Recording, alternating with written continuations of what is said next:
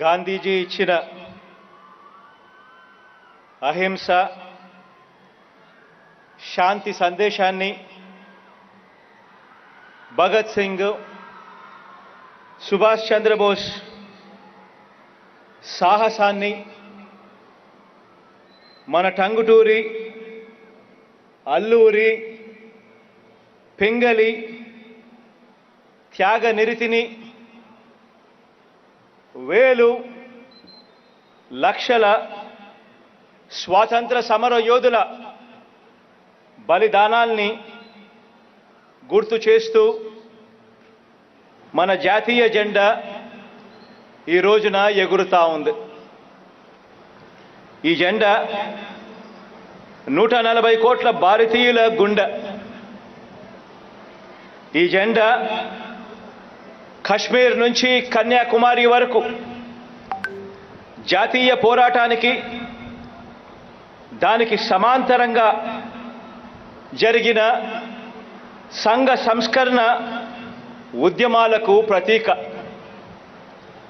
ఇది ఎప్పటికీ కూడా చెక్కు చెదరని భారతీయ సమైక్యతకు, భిన్నత్వంలో ఏకత్వానికి ఇది చిహ్నం. ఇది మన దేశ సార్వభౌమత్వానికి, ప్రజాస్వామ్యానికి 76 సంవత్సరాల క్రితం మన పూర్వీకుల త్యాగాల పునాదుల మీద మన దేశం సాధించిన స్వాతంత్రానికి గుర్తు. అంతటి గొప్ప జెండా. ఈ జెండాకు నిరంతరం మనకు ఈ జెండా స్ఫూర్తిని ఇస్తా ఉంది. మొత్తం రాష్ట్ర ప్రజల తరపున ఈ జెండాకు సెల్యూట్ చేస్తూ ఈరోజు కొన్ని ప్రత్యేక విషయాలను ఈ వేదిక మీద నుంచి ప్రస్తావిస్తా ఉన్నాను. ఈ 76 సంవత్సరాల మన ఈ ప్రయాణంలో ఈ దేశంలోనూ ఈ రాష్ట్రంలోనూ ఎంతగానో పురోగమించాయి. చెప్పటానికి కావలసినన్ని ఉదాహరణలు అనేకం కూడా కనిపిస్తాయి.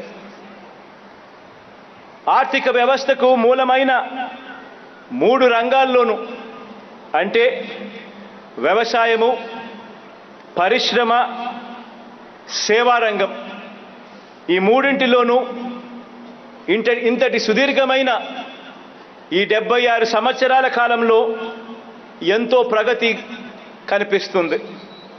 కానీ అదే సమయంలోనే స్థూలంగా కనిపించే ఈ వేగాన్ని అందుకునే అవకాశాలు తగినంతగా రాని కుటుంబాలు, వర్గాలు, సామాజిక వర్గాలు, ప్రాంతాలు ఈ 7 దశాబ్దాల ప్రయాణంలో ఇంకా వెనుకబడే ఉన్నాయి కనిపిస్తాయి. వీరి ఆకాంక్షల్ని, అవసరాల్ని, ప్రగతిని దృష్టిలో ఉంచుకొని గత 50 నెలలుగా ఆంధ్రప్రదేశ్ ప్రభుత్వంగా మనం చేసిన ప్రధానమైన మార్పుల్ని క్లుప్తంగా వివరిస్తాను. ఇందులో మొదటిది గాంధీజీ కలలు కన్న గ్రామ స్వరాజ్యం. అంటే విలేజ్ సచివాలయాలు, రైతు భరోసా కేంద్రాలు, అదే గ్రామంలో ఇంగ్లీష్ మీడియం స్కూళ్ళు, అదే గ్రామంలో విలేజ్ క్లినిక్లు, వీటి ఏర్పాటుతో ఈ 50 నెలల్లోనే గ్రామ స్వరాజ్యానికి అర్థం తెచ్చాం. వీటి అన్నింటితో పాటు బ్రాడ్బ్యాండ్ సదుపాయంతో అక్కడే కడుతున్న డిజిటల్ లైబ్రరీలు కూడా గ్రామాల్లో మన కళ్ళ ఎదుటే నిర్మాణంలో ఉన్నాయి. ఇది ఈ 76 సంవత్సరాల భారతదేశంలో మరే ప్రభుత్వము కూడా చేయని ఒక గొప్ప మార్పు. గ్రామ స్వరాజ్యానికి ఇది ఒక గొప్ప నిదర్శనం. పౌర సేవల్లో ఏది కావాలన్నా, అంటే బర్త్ సర్టిఫికేట్ కానివ్వండి, కాస్ట్ సర్టిఫికేట్ కానివ్వండి, పెన్షన్ కానివ్వండి, రేషన్ కానివ్వండి, ప్రభుత్వ పథకాలు కానివ్వండి, ఇలా ఏది కావాలన్నా ఎక్కడికెక్కడికో ఉన్న కార్యాలయాల చుట్టూ తిరిగే పరిస్థితిని పూర్తిగా మార్చి పౌర సేవల్ని ఇంటింటికి వెళ్ళి తలుపు తట్టి చిక్కటి చిరునవ్వుతో డెలివరీ చేసే గ్రామ సచివాలయము, వార్డు సచివాలయం వ్యవస్థ, వాలంటీర్ వ్యవస్థను తీసుకురావడం జరిగింది. ఇది ఈ 76 సంవత్సరాల స్వతంత్ర భారతదేశంలో మరే ప్రభుత్వము కూడా చేయని ఒక గొప్ప మార్పు డెలివరీ సిస్టంలో. ప్రభుత్వం ఖర్చు పెట్టే ప్రతి రూపాయిలోనూ కేవలం 15 పైసలు మాత్రమే లబ్ధిదారులైన ప్రజలకు చేరుతున్నాయని దాదాపుగా 38 సంవత్సరాల క్రితమే అప్పటి ప్రధాని చెప్పిన మాటలు నానుడిగా మారిపోయి ఇప్పటికీ కూడా ప్రచారంలోనే ఉన్నాయి. అడుగడుగున లంచాలు, వివక్ష వల్ల ప్రభుత్వ ధనం పేద లబ్ధిదారులకు చేరని ఆ పరిస్థితిని పూర్తిగా మార్చి ఈ 50 నెలల కాలంలోనే ఏకంగా 2,31,000 కోట్లను నేరుగా ఎలాంటి లంచాలు లేకుండా, ఎలాంటి వివక్షకు తావు లేకుండా, లబ్ధిదారుల రాజకీయ పార్టీలు కూడా చివరికి చూడకుండా పేదల చేతికి అందించాం, పేదల ఖాతాల్లోకి వేయడం జరిగింది. ఇది ఈ 76 సంవత్సరాల స్వతంత్ర భారతదేశంలో గతంలో మరే ప్రభుత్వము కూడా అమలు చేయని ఒక గొప్ప మార్పు. ఇలా లంచాలు, వివక్ష లేకుండా మనందరి ప్రభుత్వం ఇచ్చిన డబ్బులో ప్రతి ఒక్క రూపాయిని లబ్ధిదారులు పూర్తిగా సద్వినియోగం చేసుకొని వారి కుటుంబాలకు గరిష్టంగా ప్రయోజనం కలగాలి అనంటే ఆ డబ్బును ఆ అక్క చెల్లెమ్మల పేరు మీద ఇవ్వాలి అని నిర్ణయించి సంక్షేమ పథకాలన్నీ కూడా ప్రధానంగా అక్క చెల్లెమ్మల పేరు మీదే వారి బ్యాంక్ ఖాతాలకి ట్రాన్స్ఫర్ చేస్తూ ఉన్నాం. మహిళా సాధికారత ద్వారా వారి కుటుంబాల సాధికారతకు ఇలా దారులు తెరుస్తూ ఉన్నాం. ప్రతి పథకం అమల్లోనూ గతంలో జరగని విధంగా సోషల్ ఆడిట్ను తప్పనిసరి చేయటం, పారదర్శకంగా లబ్ధిదారుల జాబితాను ఎంపిక చేయటంలో అత్యున్నత ప్రమాణాలను ఈరోజు పాటిస్తూ ఉన్నాం. ఇది ఈ 76 సంవత్సరాల స్వతంత్ర భారతదేశంలో మరే ప్రభుత్వము చేయని మరో గొప్ప మార్పు కూడా ఇది. సామాజిక న్యాయం అన్నది కేవలం నినాదం కాదు, అది అమలు చేసే విధానమని నిరూపిస్తూ రాష్ట్ర మంత్రిమండలిలో ఏకంగా 68% పదవులు ఎస్సీ, ఎస్టీ, బీసీ, మైనారిటీ వర్గాలకే ఇచ్చాం. 5 ఉప డిప్యూటీ సీఎంలలో 4 ఎస్సీ, ఎస్టీ, బీసీ, మైనారిటీ సామాజిక వర్గాల వారే.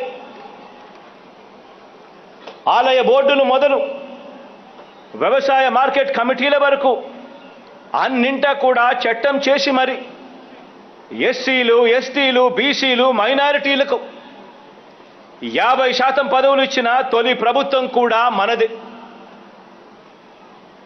ఇది కూడా ఈ 76 ఏళ్ల స్వతంత్ర భారతదేశంలో మరే ప్రభుత్వము కూడా చేయని గొప్ప మార్పుల్లో ఇది కూడా ఒకటి.